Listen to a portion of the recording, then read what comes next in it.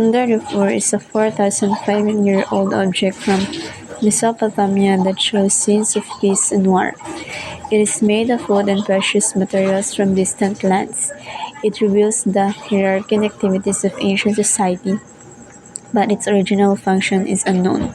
So even though the purpose of the Standard of Ur remains uncertain, the message it conveys is very clear: that the society prosperity is generated through social organization of its people and protection and management of its resources.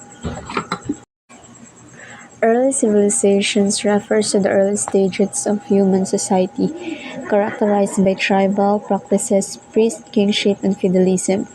As seen in the early and Middle Bronze Age, this period involved large-scale annihilation practices among civilizations such as ancient Egypt, the Hittites, and Mycenaean Greece. Urban regions can grow via increases in human population or from migration into urban areas, which has altered human connections, deforestation, habitat loss, and the removal of fresh water from the ecosystem are all common effects of urbanization, which can reduce biodiversity and change the ranges and interactions of different species. First is the Fertile Crescent. The Fertile Crescent is believed to be the first region where settled learning emerged as people started the process of clearance and modification of natural vegetation to grow newly domesticated plants as crops. Early human civilizations, such as the Sumer in Mesopotamia, flourished as a result. Technological advances in the region include the development of agriculture and the use of irrigation of writing, the wheel, and glass, most emerging first in Mesopotamia. The Tower of Jericho, built around 8000 BCE, this 28-foot tall tower at the Nilotic city of Jericho is one of the earliest stone monuments in the world, but its precise purpose remains unclear. The Tower of Jericho has been described as the world's oldest tower, one of the world's oldest stone buildings, and one of the oldest works of monumental architecture. Skull from Jericho. More than 9,000 years ago, an artisan at Jericho covered this human skull with plaster and placed shells in the eye sockets, possibly to celebrate a distant ancestor. About 9,000 years ago, this human skull was covered with plaster and the eye sockets inlaid with cowrie shells, perhaps to represent the dead individual. This is how the archaeologist Kathleen Kenyon interpreted the skull when she excavated it along with a group of six others of Jericho in 1953. Plastered human skulls are skulls covered in layers of plaster, and typically found in the ancient Levant, most notably around modern Palestinian city of Jericho. Book decorations at Katal Huyuk. This reconstruction of a room at Katal Huyuk depicts several bacranium decorating the walls. Interpretation of their meaning vary. Reconstructing sanctuary of Katal Hayuk. The Katal Hayuk people may have used the sculptures to protect against evil spirit or as wish tokens. Another important art form was the installation of animal remains into the main rooms of the houses. Many bull skulls can be found lining the walls of the room with huge horns sticking out in the living space.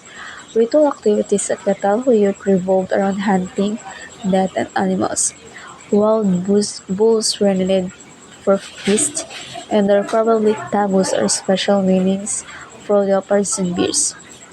Today, many people believe that a mother goddess was worshipped at Catalhoyok based on the discovery of numerous female figurines.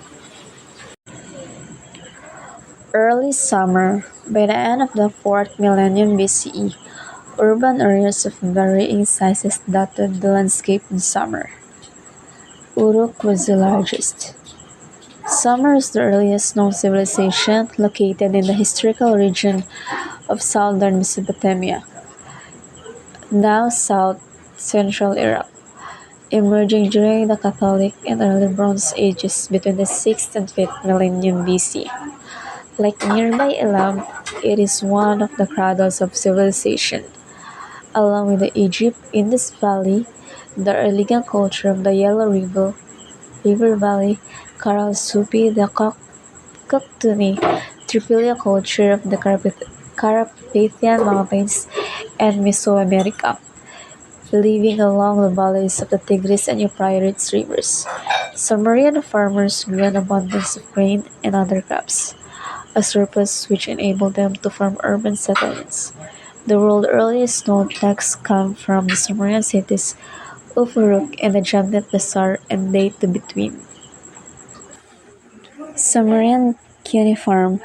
Cuneiform, from the Latin cunius meaning wedge, was created by pressing a stylus reed into wet clay to create a meaningful arrangement of wedge shapes. This clay cone from circa 1934 to 1924 BCE includes a dedication to the ruler of the city of eastern and southern Mesopotamia. Cuneiform is a logosyllabic writing system that was used to write several languages of the ancient Near East. The script was in active use from the early Bronze Age until the beginning of the Common Era. Sumerian clay tablet. One theory holds that the antecedents of the Sumerian clay tablets inscribed with writing like this one were small clay tokens and the pictures of them on the clay bullae, vessels that held them. Cuneiform characters were imprinted on a wet clay tablet with a stylus often made of reed. Once written upon, many tablets were dried in the sun or air, remaining fragile. Later, these unified clay tablets could be soaked in water and recycled into clean tablets. New clean tablets. Other tablets, once written, were either deliberately fired in hot kilns or inadvertently fired when buildings were burnt down by accident and during conflict, making them hard and durable collections and durable. The Ziggurat of Ur.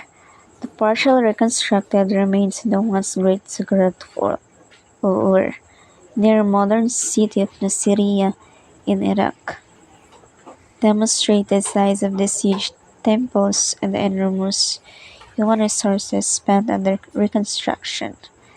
When it was completed in the 21st century BC, this structure had additional tiers upon the large base shown and was about 100 feet high.